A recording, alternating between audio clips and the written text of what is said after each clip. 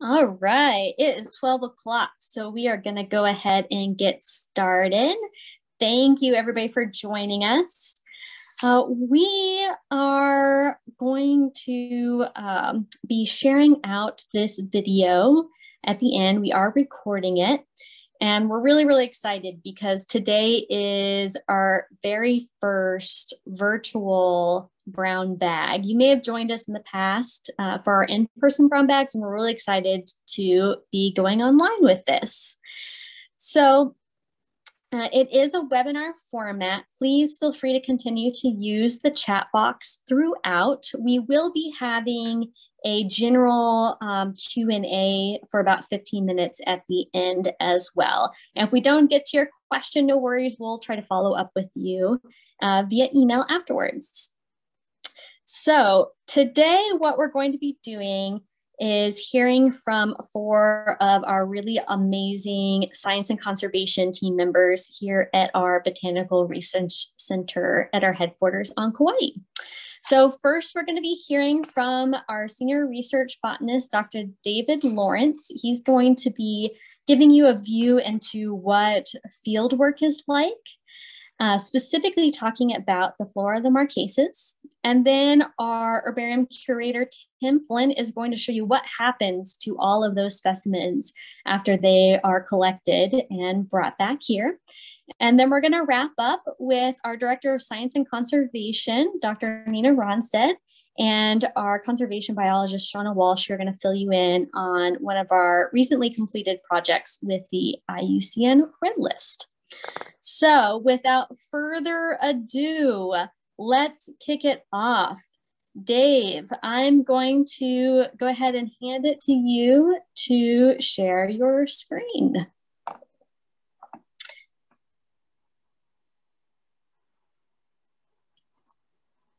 Okay. Can you all see the screen? This is like a work in progress here. I'm David Lawrence, senior research botanist at NTBG, and I've been with the garden for about 34 years now. I basically focus on plant taxonomy and floristics. So I was trained as a taxonomist in classifying plants, and that's what I like to do best. So I'm going to share with you the work that we're doing on the Flora of the Marquesas, documenting some biodiversity there. And the picture you see on the screen here is one of the islands in the Marquesas. It's Uapo, and you can see the large, tall rock spire that you see in the center. These are trachyte plugs or very hard lava, and the rest of the lava sort of eroded away from it. But these islands are very diverse, and I'll talk a little bit more about them. Let's see here.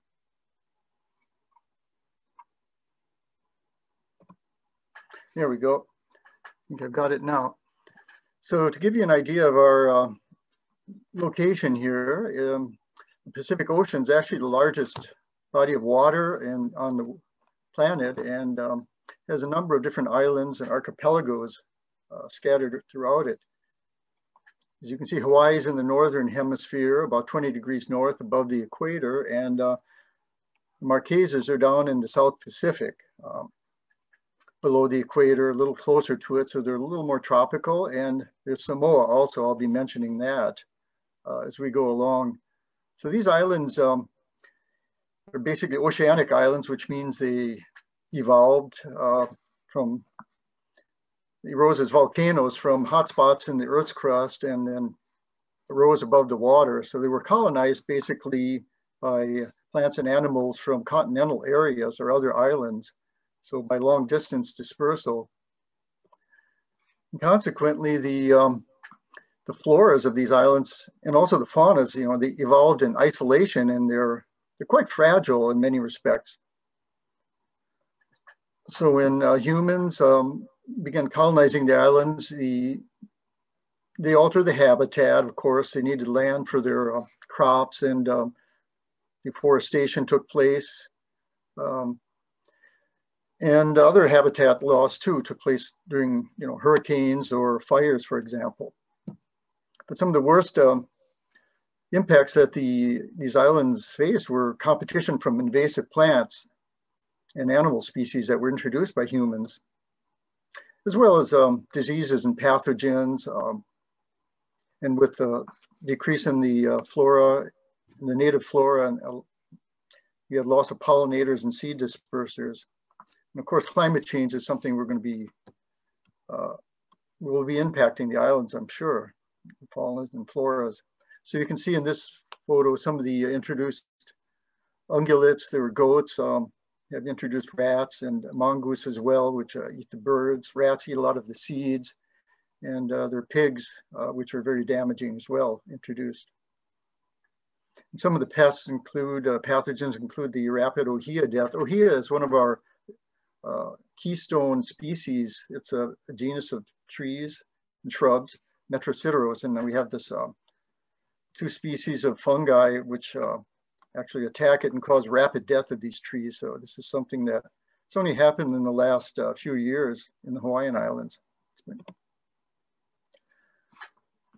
because of the fragility, there's a really great urgency to document, what there is, the fauna and flora of these islands before it's lost, as well as the cultural knowledge, because a lot of the islands are becoming westernized now, and young people are leaving or going to getting Western educations, and hence a lot of the cultural knowledge is disappearing. In this slide, you can see Tim Flynn here working with one of our colleagues in Micronesia on Ponape Island, showing her how to press plants, and he'll be talking more about that later. And the other photo, the couple of Micronesians on Ponape are using bark for medicinal purposes of scraping the bark from one of the trees.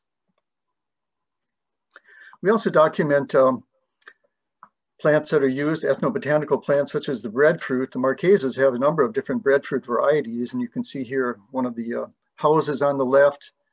Each one usually has a breadfruit tree.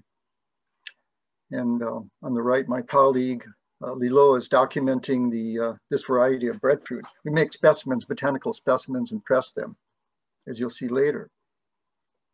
And we also have the Breadfruit Institute here at NTBG, which has a very diverse living collection of Pacific Island breadfruit cultivars.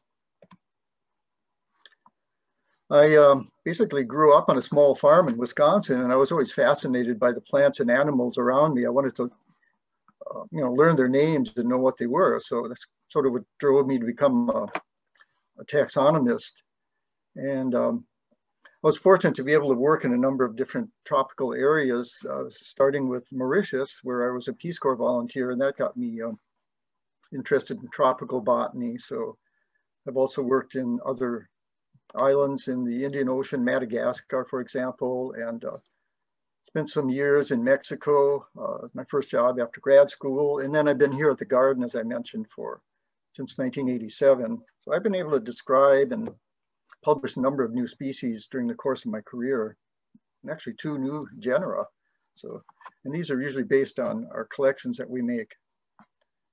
And it's also involved collaborating with people in many different countries.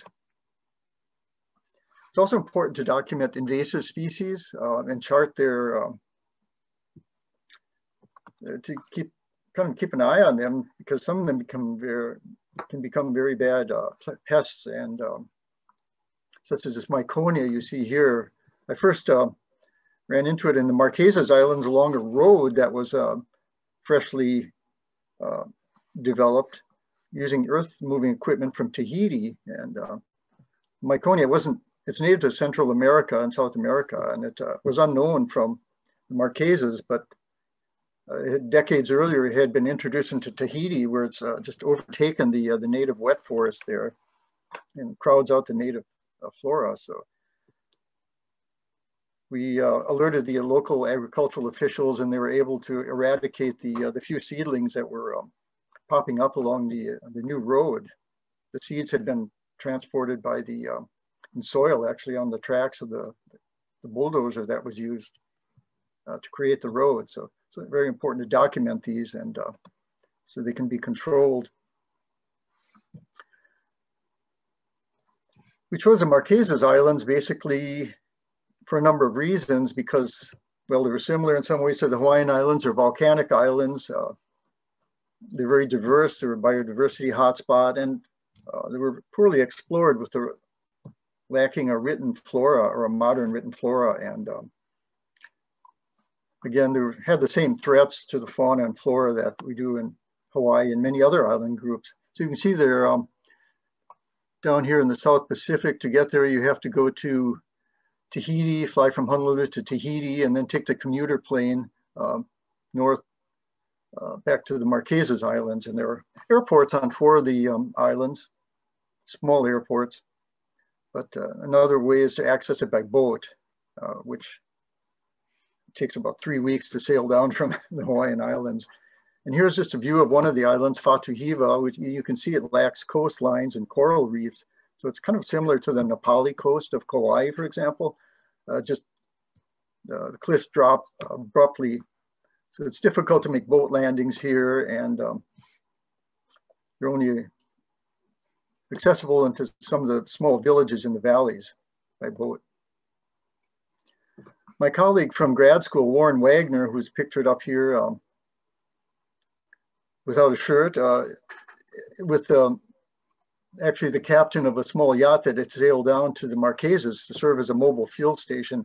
Warren and I were in grad school together at Washington University in the Missouri Botanical Gardens botany program, and he had just taken a position at the Smithsonian botany department, and I just arrived at the garden. So we thought we could team up, and this would be a great project to work on, Flora of the Marquesas. We didn't know that it might take so long, but it was initiated in 1988.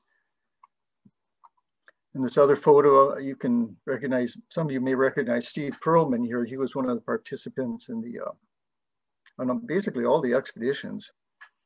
And our French colleague here, Jacques Florence on the right with the striped socks. He's a French botanist who's been working on the flora of French Polynesia, and has been our collaborator over the years as well. Well, the yacht was useful in sailing between the islands, but there wasn't room for all of us. So Warren and I ended up taking the freighter, the Aranui, to the southernmost island to meet up with the other team on the yacht. Unfortunately, when we were landing, the shuttle boat capsized, and flipping out Warren and I and a number of other passengers, Marquesas passengers, into the surf, and the boat flipped over.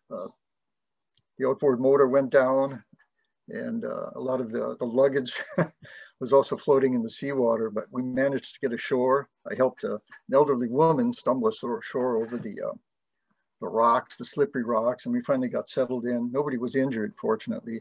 So we met up with the other group and began organizing our field trips. In the Marquesas, most of the native vegetation is up in the mountains because the valleys have all been basically, colonized by humans, and you've got crops growing there, trees and coconuts and bananas and things like that, food crops. But we teamed up with the local hikers, and they helped, clear the trails for us and set up facilities under, for example, a plastic tarp where we worked pressing our plants, often by the light of a headlamp at night, collecting during the day and pressing at night, and then bringing the specimens down the next day to be dried in a plant dryer. And the local people were very interested, so we kind of explained what we were doing. Fortunately, we got a grant in the early 90s from private funding, and we were able to hire a research technician, and the project took off in full swing. We hired Liloa here, who's pressing specimens in the field for 2 years, and we're actually able to launch 8 field trips to document the flora of 9 of these islands. We focus on the less explored and more poorly known islands. Yeah, it was teamwork. We had our French Polynesian collaborators, Jean-Yves Meyer here in the upper central picture, and this is Ken Wood, who many of you may be familiar with. He's on staff here at the garden, and various other people participated in the expedition as well, the expeditions. So again, collecting during the day, bring the specimens back from field presses, and here Lilo is pressing them up in between cardboard corrugates into a plant press, which was put over a dryer. We used 100-watt light bulbs to dry the plants. And once they're dry, then they're bundled up and sent back to Hawaii eventually. Of course, we had to get all the proper permits and you know, before even going down there. But it was very rewarding. Many areas were pretty inaccessible, these rough areas, and this is one of the endemic species that was collected by, I think, Steve Perlman and Jean-Yves on the cliffs on Uapo. It's a species of oxalis with simple leaves.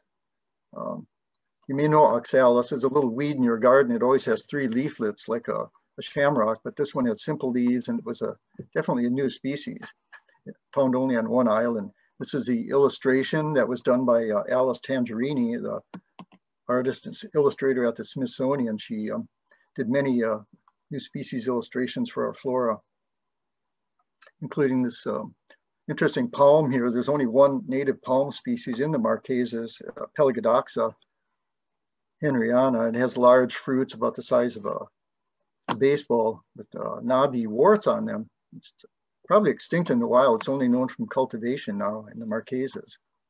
And if you visit the garden, we have a couple of plants growing down in our McBride garden. So during the course of the field trips, we were able to increase the number of known vascular plant species to 331. That's like a 25% increase with some 86 new species that were named and described in publications. And this is just sort of a sampling of the different families, different new species. They were in different plant families. The flora was started basically as a web flora first. We uploaded descriptions, species by species, genus by genus, as well as the images, herbarium specimens, which Tim Flynn was very helpful in databasing. And so it's a web flora. You can go to the website hosted by the Smithsonian and look at it, but we downloaded it basically to publish it as a book form, and it's been published as a 2-volume book by NTBG. It's available if you are interested in purchasing it on Amazon. We have a special price deal for 2 volumes. And the image here, the cover image, is one of my favorite pictures taken by Ken Wood of the spires of Uapo Island. Now that we finished the flora of the Marquesas, we're working on the flora of Samoa. Art Whistler, who was a research fellow at the garden for a number of years, started this project decades ago, and it's sort of one of his life's work. He unfortunately was contracted COVID last year and passed away before he actually could complete the manuscript. So Warren Wagner and I are just basically finishing it up for doing some editorial work and getting it ready for publication, again, as a book. This type of field work is really important, very important in assessing the status of these plants in the wild. Otherwise, we wouldn't really know if we didn't have specimens are documented and field notes and things like that. So this is something that Nina will be talking about, red list assessment of species. And here in the photo, you can see Tim Flynn pressing up a rare fern from Samoa, which is one of the areas we did a field trip in as well. This is a species of albutilon in the hibiscus family up in your upper right-hand corner, named after Art Whistler. So with that, I'm going to close finish my presentation, and thanks for your attention. I'll pass it back to our moderator, Amanda. Aloha. Thank you so much, Dr. Lawrence. You got a few shout outs there in the chat box as well. So thank you. We do have a minute. If anybody had a specific question about Dave's presentation, feel free to type it in. And if it comes to you later, no worries. We're going to have that general QA at the end as well. Okay, you're welcome. Thank you. So, all right, we'll go ahead and hand it over to our herbarium curator, Tim Flynn. Oh, looks like we have a question here. How do you ensure the presses don't carry insects when you transport?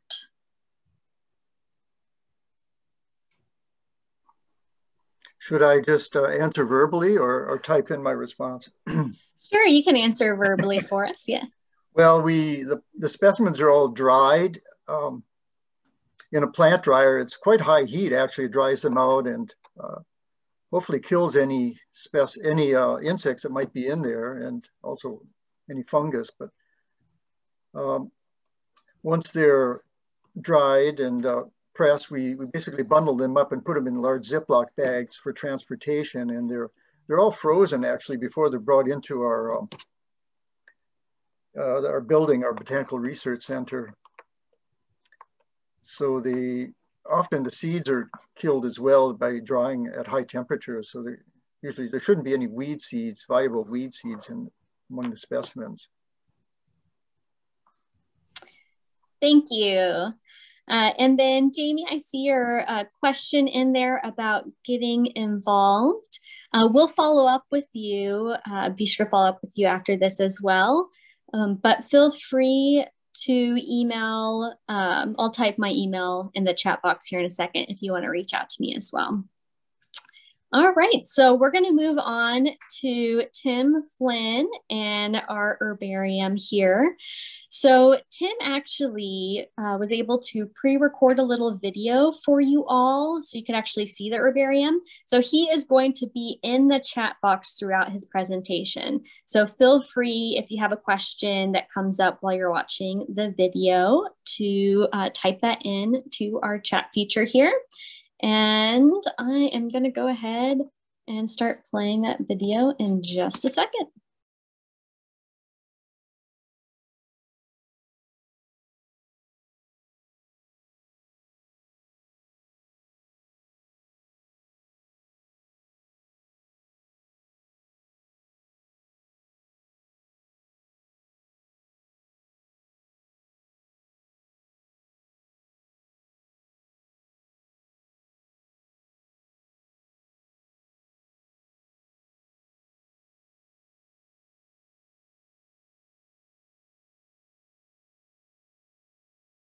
Specimens are collected during field work, expeditions, how they're used in naming plants and things like that. So what happens to those specimens when they get back from the field? They are eventually deposited in a repository that is known as a herbarium. Now there are about 3,000, over 3,000 in fact, herbaria around the world. They can range in size from something like here at NTBG, which is our acronym, which has about 90,000 specimens, all the way to really large, massive international herbaria like the New York Botanical Garden that has nearly 8 million specimens. Either way, most specimens come into these institutions in newspaper like this. Each newspaper should have the collector's initials, number, date it was collected. In this case, he has 2 of 3 written on here. That will tell you that he made 3 specimens. Specimens come to us, they are pressed flat, they're dried. Each collector will enter their collection information into a database, and from that database we print a label that will give you the plant name, the family, where it was collected, a brief description of the habitat type, a list of the dominant plants that were growing with that specimen, and then most importantly a description of this plant, because when you see this, well, maybe this is not the best example, but you often don't know whether it's a tree, shrub, or a vine. This is obviously a vine. This is a morning glory, a native morning glory. It will also have the latitude, longitude, elevation, and most importantly a unique collection number that's assigned to this particular specimen. In this case, it's AMW615. This is a collection made by Adam Williams. It was collected on the 6th of November. Now, for each one of these individual collection events, the collector may make either a single specimen or they may make a number of duplicates. And we sort the specimens, we decide which one we want to keep, and then we mount that specimen. The duplicates are then sent out to other herbaria around the world.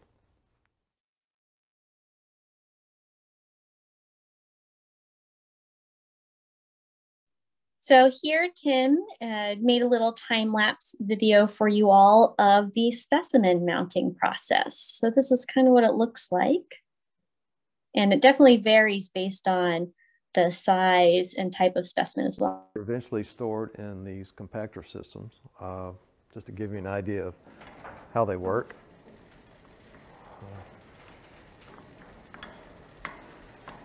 We are able to create our own aisles as we need them, saves a lot of space.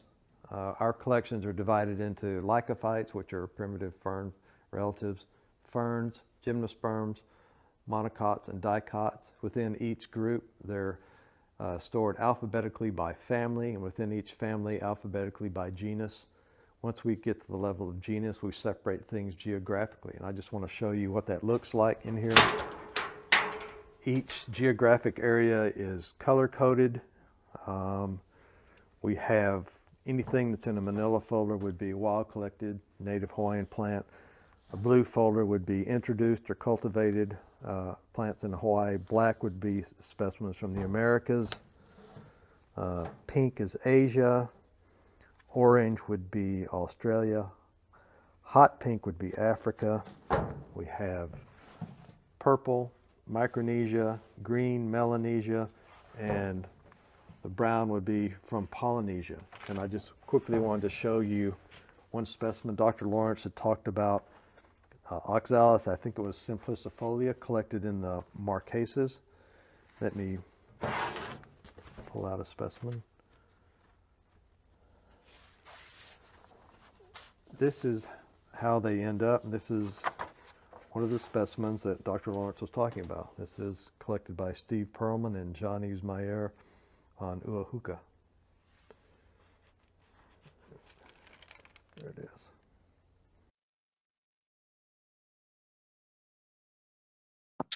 All right, thank you, Tim, for giving us that little tour of the herbarium there. Before I play the rest of the video, can you share with us why are herbaria so important and how they're used?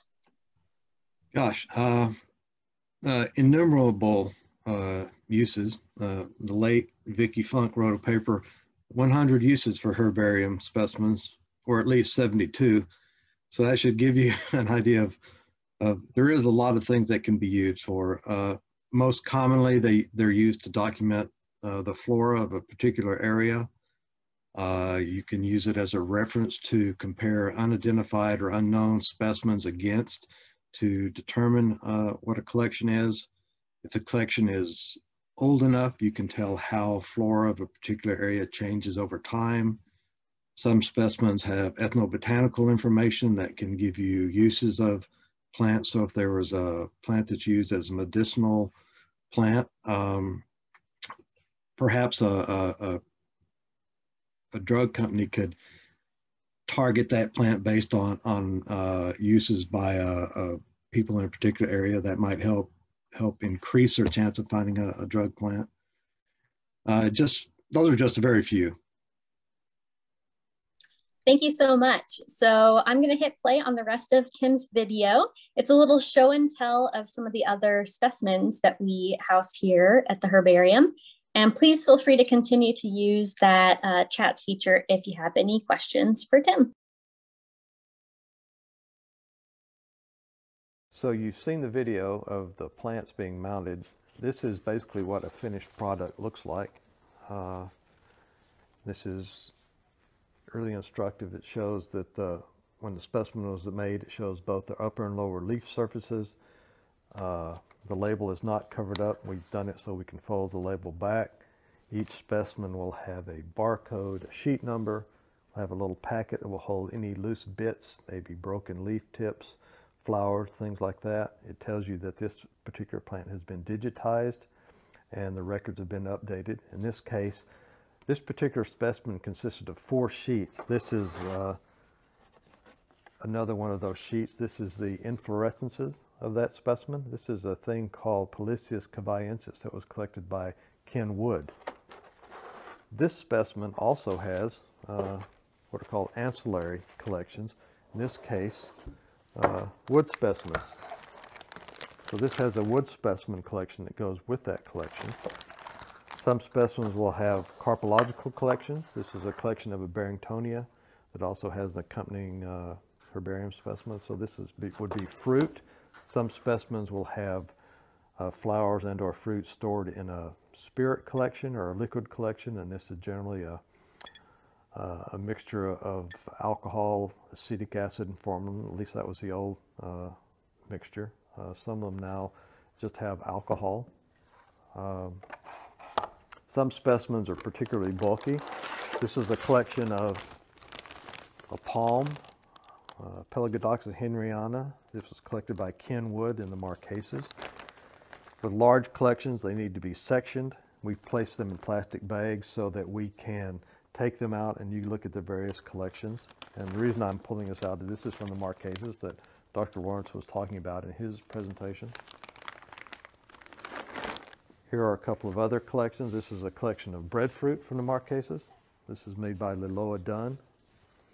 And we'll have the sectioned fruit, the male flower, and then inside have the leaf and the leaf sheath. And this is also instructive in that you want specimens that are bulky. You want them to be on the certain side of the sheet. You want it to be laid in an artistic manner, not to cover up any of the label, any of the stamps or numbers on it. This is also a collection of a Marquesan specimen. This was collected by Steve Perlman. This is a new species that was described by Dr. Lawrence and Warren Wagner at the Smithsonian. From the Smithsonian, this is a thing called Cottoa lichlii. We also have collections of fungi, lichens. This is a thing called Caloplaca. We will have collections of mosses, liverworts, lichens. Those are often stored in these smaller packets that open up to reveal the specimen. We're really lucky that we have a volunteer right now, Neil Brosnahan, who is helping us image these specimens. We have small collections of seaweed and marine algae. And we'll also have collections of botanical art. This is a wonderful collection of a manila palm by a lady named Catherine Waters from the Bay Area. This is part of our florilegium collection. These will eventually be turned into a florilegium of plants from the garden. We will also have pen and ink drawings. This is another species described by David Lawrence and Warren Wagner. This is another member of the coffee family. This is collected from Mount Haupu here on Kauai. And the illustrator is Alice Tangerini from the Smithsonian.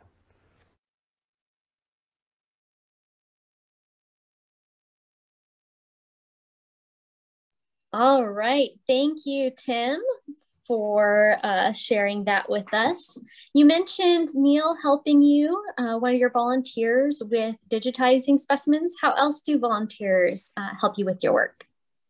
We're lucky that we have a dedicated group of volunteers who help us here in the BRC. And basically, we count on volunteers to do plant mounting, digitization. Neil's not the only one. We have a volunteer, Lisa. We have 2 to 3 volunteers that come in and do plant mounting. We have volunteers who will come in and enter data. Yeah, we couldn't do it without them. It's basically me, and I'm incredibly disorganized, so I really need their help. Thank you, Tim. Appreciate it. So we're going to go ahead and move on to our final presentation before our Q&A, and that's going to be from our Director of Science and Conservation, Dr. Nina Ronstead, and Shauna Walsh, our conservation biologist. She is going to be in the chat box. That is Shauna. So if you have any questions while Dr. Ronstead is presenting, feel free to type those in and Shauna will help get those answered. So go ahead, Nina, you can take it away.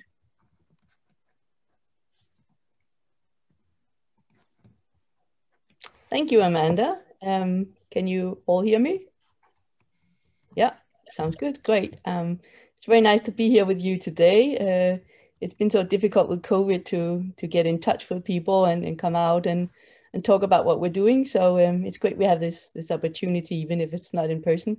So what I wanted to talk about is really work together with Shauna and a lot of our other colleagues. Shauna's just had a baby a few months ago, so we decided that it was better I was presenting it, so she could run to more important things if needed, but she'll be in the chat room, and a lot of it is her work as well. So what I wanted to tell you a little bit about is now we've been out on the grand expedition to the Marquesas with Dave, and we've seen a little bit about how the herbarium is organized and what happens to the specimens when they come into our collections. And Dave also mentioned that some of the uses of the documentation of plants is for really understanding how safe they are and what we can do to help take care of them in the future. So that's kind of a little bit of the work that we'll get into now. So we'll get back to the islands of Hawaii, which are one of the world's highest rates of endemism. This is quite common for island systems because they are so isolated. So things have a chance to kind of have evolved over millions of years in peace and quiet. So we reckon that about 90% of Hawaii's more than 1,360 native vascular plants are only found on these islands. So they are endemic to the island, such as this beautiful Lobelia villosa that is in one of our biggest lineages and also one of our most threatened lineages. So nearly about 50% of this native flora is listed as threatened or endangered under the US Endangered Species Act. So this is kind of the official federal system for keeping check on how the different plant species are doing. And actually we've had a big problem over many years. More than 133 species, or almost 11% of what we know to be the native flora have gone extinct since just the 1840s. And 27 of these have happened just within the last 20 years. So there's kind of an extinction crisis going on. And this is also quite common to a lot of different systems. The example here on the photo is Stenogyne campanulata, which is only found here on Kalalau Valley on Kauai. And we haven't seen it since 2006, despite numerous efforts looking for it. So we're kind of considering it gone extinct by now, but there's always hope to find a population we've overlooked. And also we managed to get collections from it that are now thriving well in some of the nurseries. So that's kind of the way we hope to be able to bring things back out and restore them. And there are many challenges to the floras that can explain some of these extinction problems we're having. One of them, as was also mentioned, is that the climate does change, and we are experiencing at some places are getting warmer than they used to be, and that makes difficulties for some plants. And also we have more landslides and extreme weather than we used to, and we expect this to be happening more in the future. There's some destruction of habitats happening, maybe more so in other places in the world than here. And there can be other animals impacted that are, for example, pollinators, and that also indirectly affects the plants if we lose them. And then we have big problems with invasive weeds coming in, competing with the native flora that, as we talked about, is used to just be living alone and not be bothered or disturbed. We've got introduced animals that have started eating them. We didn't have mammals originally here on these islands.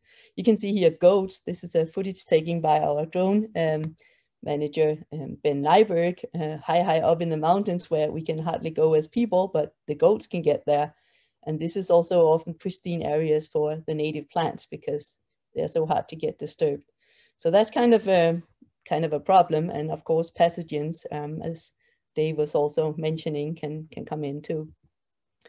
So we reckon that about 257 plants in Hawaii have less than 50 individuals left in the wild. So we're really talking about species at the brink of extinction. Some of these may really occur in just one valley and be very, very localized and have always had small populations and are kind of thriving well at that level if just left in peace. And others of them have been reduced from significantly larger populations in the past. So it's one of our missions, or at the moment is probably our biggest mission, to try to stop these extinction events. And we do this through discovery and conservation and restoration. And we do this by drone or by foot, or any other methods that we can get in. Here it's Ben again, using a drone to try to look at some of these very inaccessible mountain areas.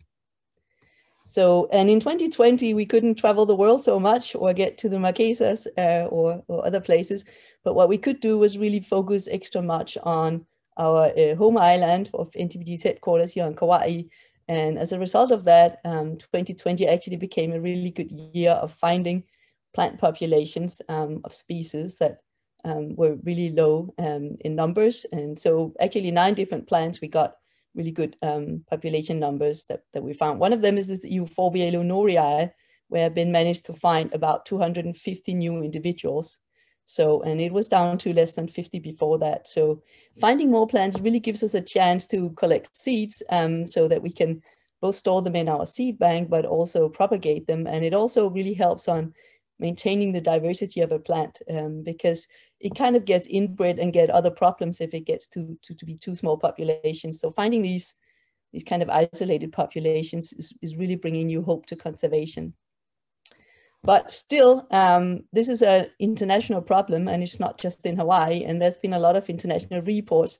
Just in 2019, the Intergovernmental Science Policy Platform on Biodiversity and Ecosystem Services, that was a long one, says that they reckon that about 1 million species of plants and animals are actually threatened by extinction based on calculations of the declines that we are seeing. And this was a report put together by more than 400 scientists from 50 different countries. So it's really a pretty substantial work.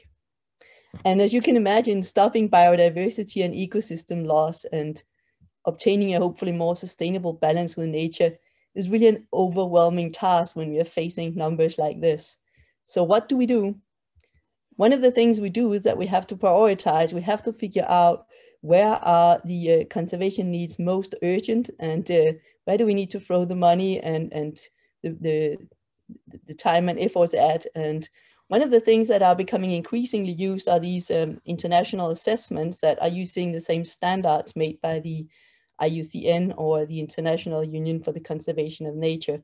So they've invented the kind of red list assessment system to kind of do a systematic assessment that can be compared globally and where everybody's kind of using the same criteria. I'll get a little bit back to that in a second, but just to mention that they do updates a couple of times per year where they kind of publish what has been assessed since the last time. And the latest update happened here in March. And now they've made assessments of about 134,000 plant and animal species. And of all these that have been assessed, nearly 30% are actually assessed as threatened. So NTBG has kind of been trying to get our Hawaiian plants listed on the IUCN Red List, partly to call attention to our conservation challenges and also to kind of see how they're faring in this system.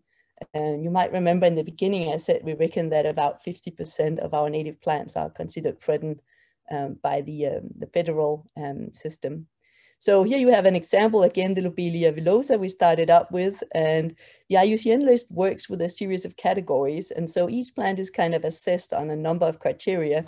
That is, how big is the subpopulation, what area does it cover, how many subpopulations are there, has any decline been observed, and so on. So there's a number of kind of standard criteria, and then you kind of map and assess your plant species according to that. And if it gets placed into one of those higher categories, vulnerable, endangered, or critically endangered, it's considered threatened at risk of extinction.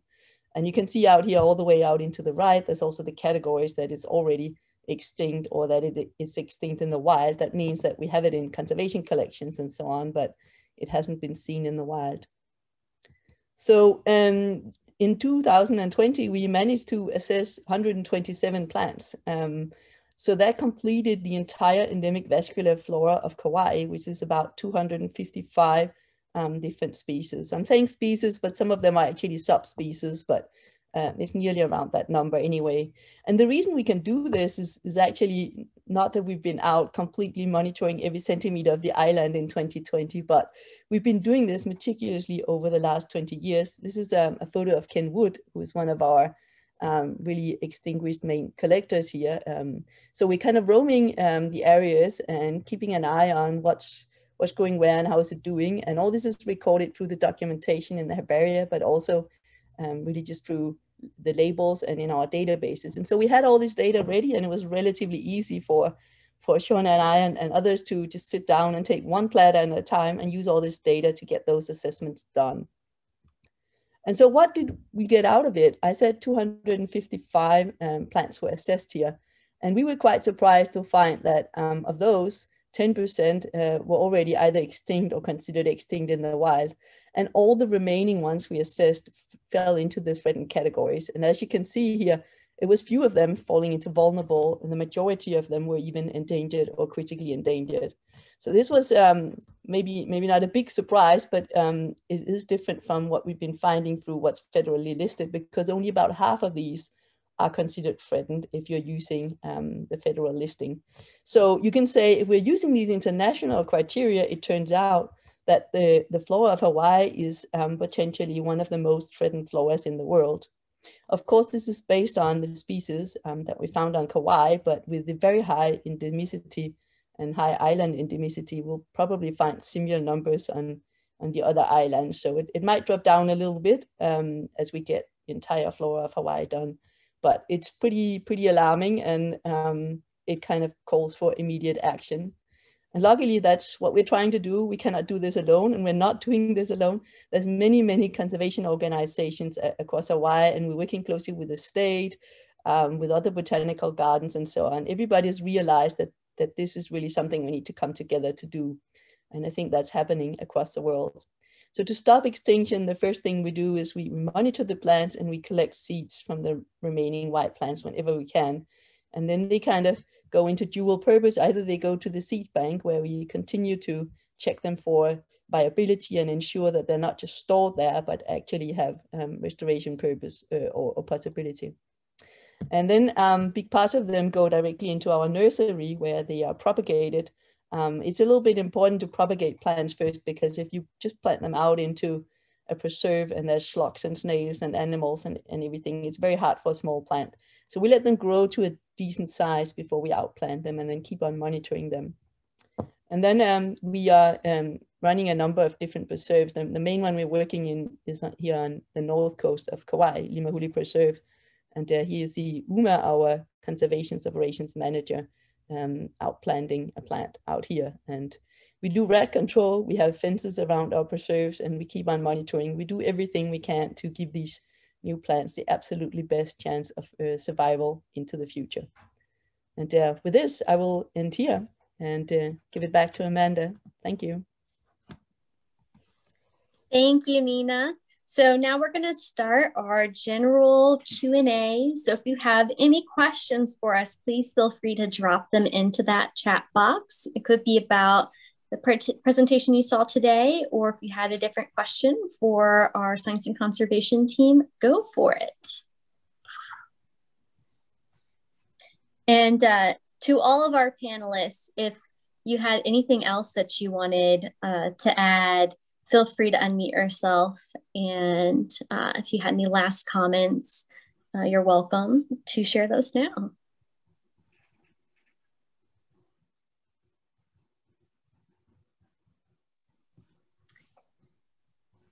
So I think we got to all the questions that were in there. I'll keep my eye on the chat box in case anything else comes in. But we just really wanted to thank you all for joining us today. We really appreciate you supporting NTBG through being a part of these discussions like we're having today. We have a question that came in from Carolyn. She asks, is there much flora diversity of the Northwestern Hawaiian Islands? Does anybody on our panel want to answer that one? Maybe Dave can. I'm actually not at all familiar. Well, I haven't been out there, but I know the islands, the Northwest Hawaiian Islands, are older and much more eroded than the main islands. The youngest one's a Big Island, of course, and then Kauai here is about, what, 5 million years. And as you go to the Northwestern Islands, they're much older and have less available habitat actually. Some of them are actually atolls. So not much, or there's less floristic diversity there because you don't have the available habitat.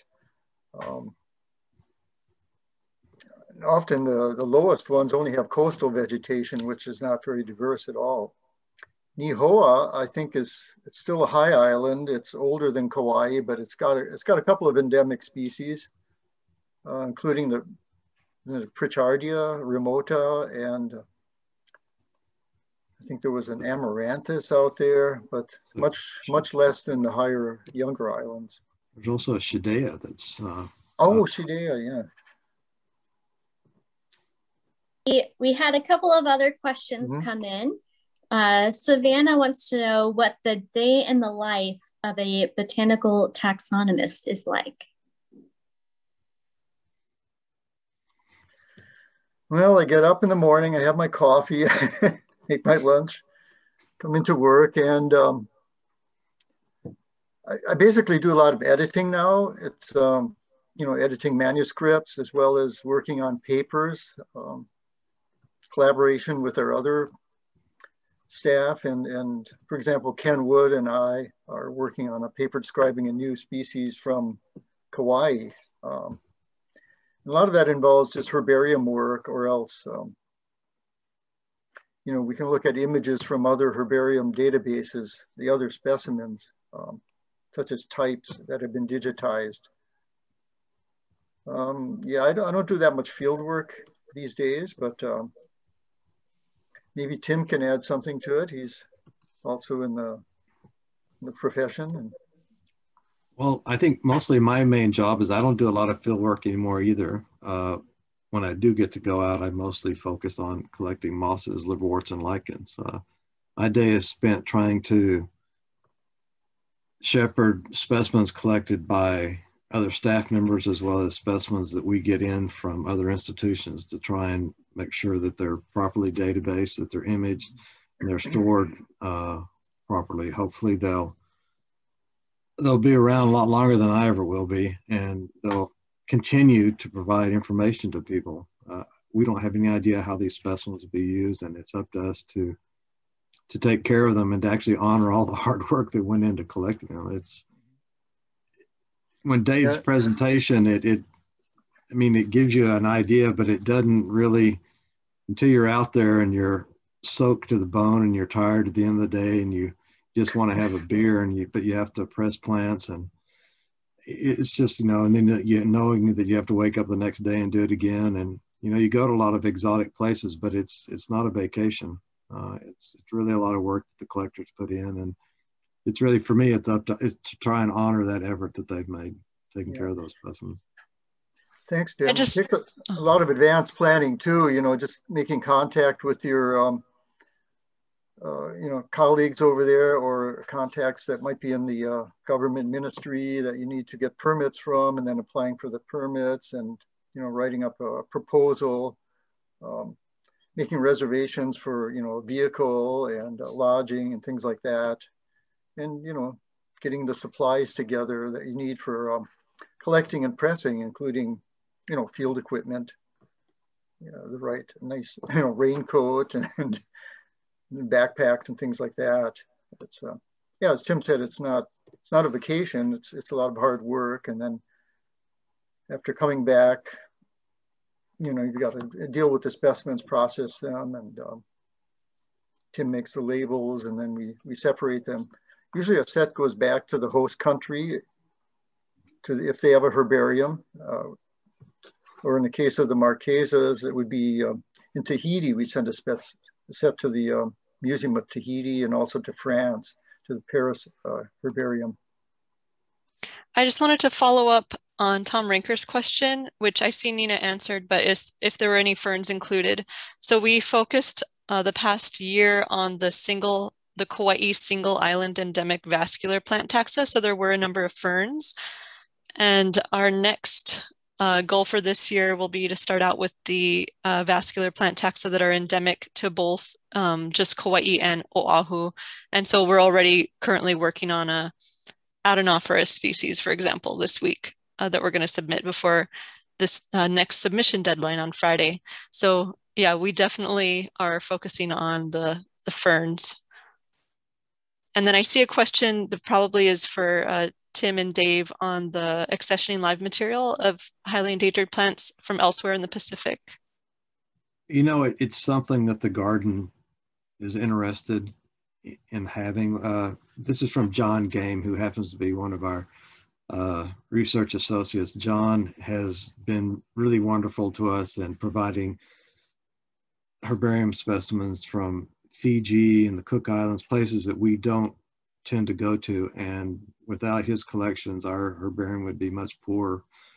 It would be great if we had living collections of some of these rare and endangered plants, because they oftentimes are very similar to Hawaiian species.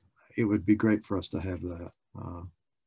There was also another question of, are we interested in collections from the West Coast? And we do actually get collections from John, again, from California. He sends us collections of California tarweeds, which are the, I don't know, what would you say, the precursors to some of our Hawaiian tarweeds. That the seeds of those early tarweeds came out here and evolved into things like the silver swords.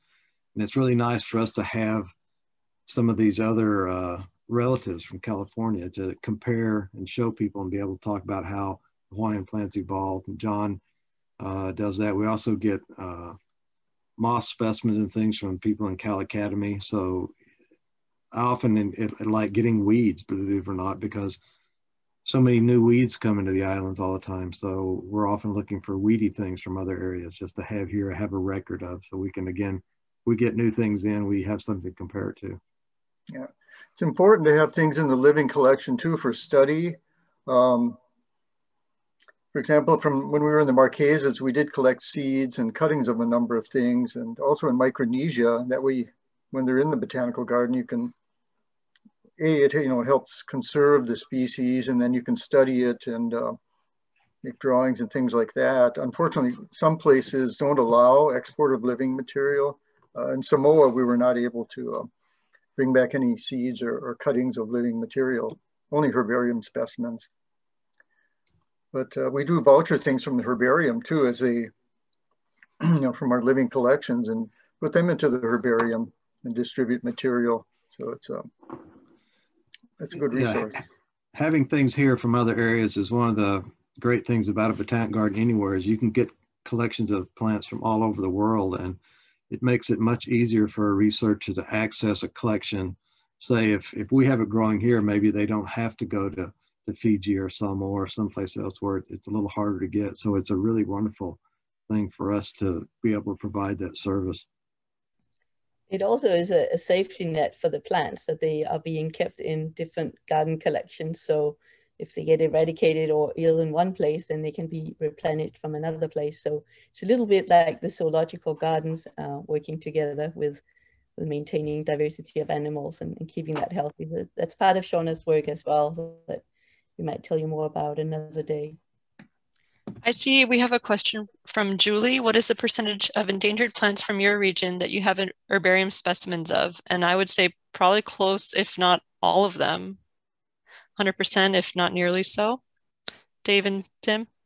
It's probably very close to that. Some of the things that have gone extinct, many years ago, it's entirely possible we wouldn't have a collection of that.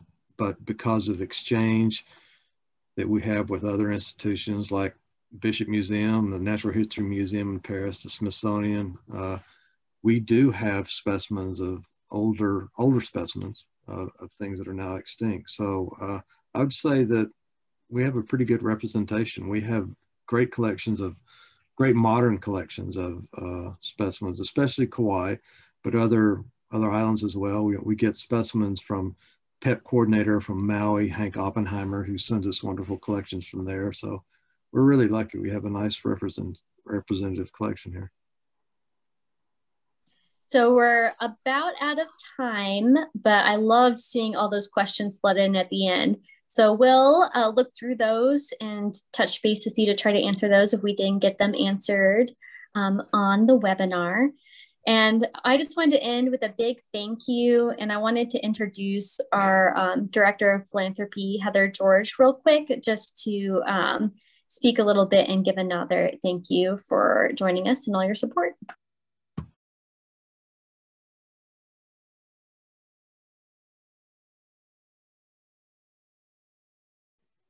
Unmute, the word of the year, right?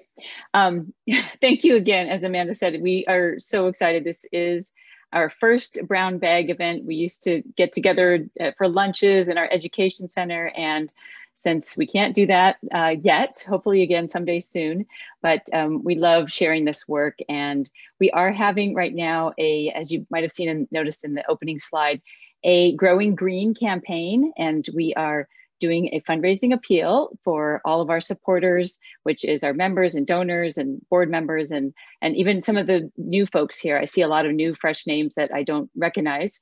And we'd love to offer you the opportunity to support our work. And the Growing Green campaign is all about helping us as an organization become more sustainable. We want to put in solar panels. We want to do a lot of work to upgrade our own energy efficiency goals and our systems that we have here and throughout all of our gardens. So if you're interested in donating, maybe Amanda, you can put the link in the chat there. And all of that work is all the work that we're doing here that you've just heard about will be supported by that campaign. So thank you very much. And that's all I got. Hey, everyone. Sorry we missed some questions in the Q&A section versus the chat. So we can, if there's no time now, maybe just type answers to them. Yeah, we'll follow up with you all via email and try to get those answered. And we'll also be sending out this recording as well as a survey. We'd really love it if you all responded and let us know how you thought this went as our very first one that we've done, and give us any suggestions for future topics because we'd like to do more. We're going to do a little incentive. So if you respond to our survey, we're going to enter you into a drawing to get some swag from some of our other supporters. So again, thank you so much. And you have my email. I'll drop it into the chat box again before I end it today. And like I said, watch out for that follow-up email with the recording as well. And thank you, everybody. Thank you to our international supporters too. That was great.